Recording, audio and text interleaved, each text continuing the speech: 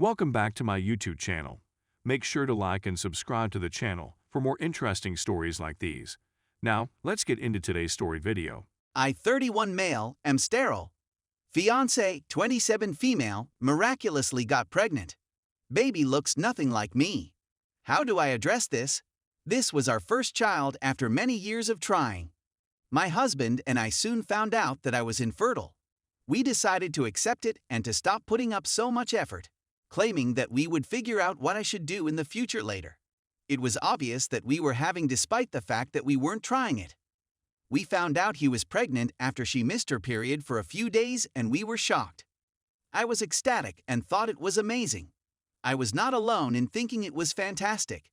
We made light of the fact that she got pregnant as soon as we stopped trying. In the words of the doctor, the child was a miracle. There was nothing I could have done to be more happy on the night when the baby was born. I couldn't wait to bring her home because I was excited at the prospect of being a parent. My attention was immediately drawn to her pale appearance after just a few days of caring for her. In case you're wondering, I'm black and she's white, just in case you're wondering. I was certain that she'd darken a little bit over time, and I didn't want to overthink the situation.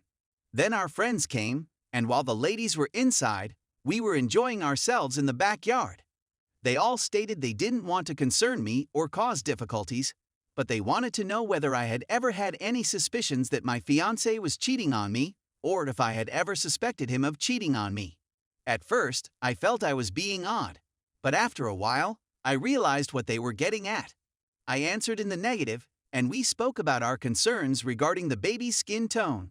I tried to brush it off, thinking that the infant would darken after a few minutes of exposure. Having now had the kid for 5 months, I can't help but question whether she is really mine on a daily basis now. Her hair is quite fine. She has a very delicate appearance. No kinks. Curls can be seen in her hair, which is completely straight. I realize she's a baby, but I've seen many of newborns that have retained their natural curls at this age. She's also still rather pale, to be honest. With each passing day, she looks to be becoming more and more Asian in her appearance, which is something that has worried me the most. Her eyes are overly extended, and they are nothing like mine. I don't want to offend anybody, but her eyes are nothing like mine.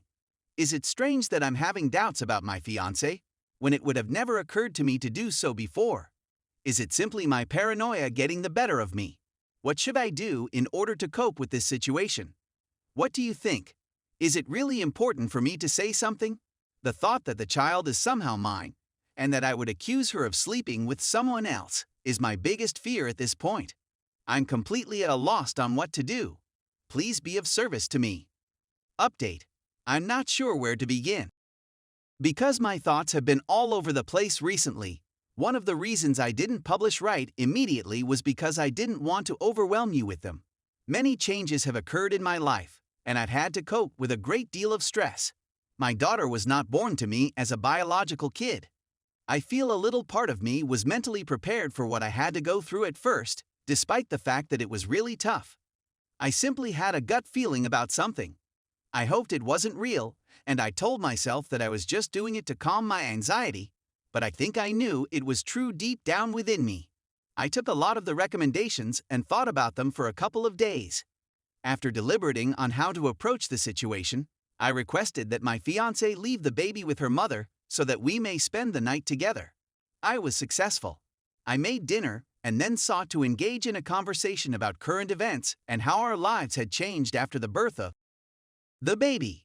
I said that I had been suffering from extreme anxiety, which I believed was exacerbated in part by the fact that I was told I was infertile 1 minute and then informed that we were having a child the next. This made her defensive since she realized where I was going with it very quickly. She went on to explain that miracles do happen, and that she couldn't believe that I didn't trust her when she said that. I told her that I understood where she was coming from, but I also asked if she could see things from her point of view, which she agreed to. We had a fight, and she ultimately declined to take the test. I reassured her that everything was okay, and that I would leave it to her to deal with it.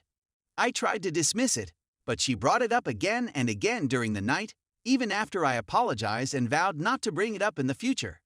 She went on to say that she couldn't believe I thought of her in that way, and that I should be glad that we had a gorgeous, healthy baby, instead of accusing her of cheating. She ended by saying that she couldn't believe I thought of her in that way. That's when I decided to start questioning her. Something didn't feel quite right, but I knew I had to go ahead and take the test nonetheless. I took the test the next day and waited a few days before writing the paper. By the end of the week, I'd figured out she wasn't mine after all. I sobbed uncontrollably for about 2 days because I couldn't handle it any longer and had no idea what to do. I made an effort to spend as little time as possible in the house since I knew she would realize something was wrong right away if she came home. I was at a loss for what to say to alert her that I was aware of what was going on. I also contemplated whether or not to say anything since I was concerned that it might have an impact on my daughter's behavior. After much deliberation, I decided to notify her. Her response was predictable. She argued that the exam was invalid and that I should just abandon it altogether. As I indicated, the clinic had stated that there was absolutely no possibility that this could have been an error. She insisted on denying it, and I couldn't believe she persisted to deceive me in front of my face after all this time.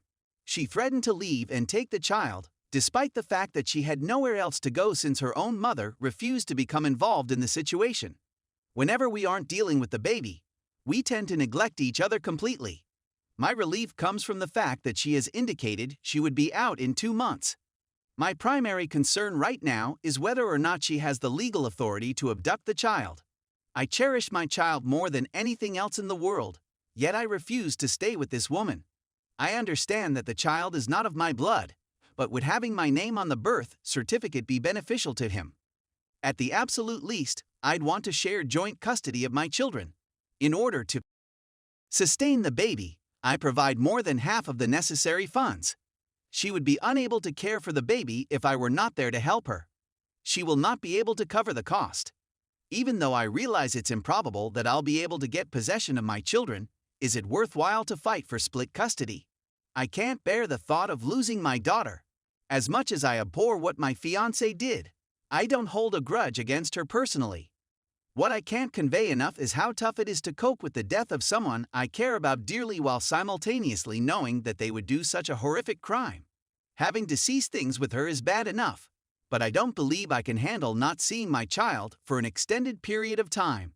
Please advise on how I may be able to fight for joint custody, if such a thing is even possible under the current conditions. Edit. If you feel the need to say things like she is not your daughter, please stop wasting your time. Obviously, I'm perfectly aware that she is not a blood related of mine. That doesn't take away from the fact that I've been her main caretaker from the day she was born. I've been taking care of her, changing her diapers, feeding her, and so on. When I think about it, it baffles me that some of you don't have the decency to understand that after spending time with her, I refuse to say she's no longer my child. What is the most difficult thing about being a kind person? I understand that this is Reddit, and I realize that I'm probably asking too much of some of you.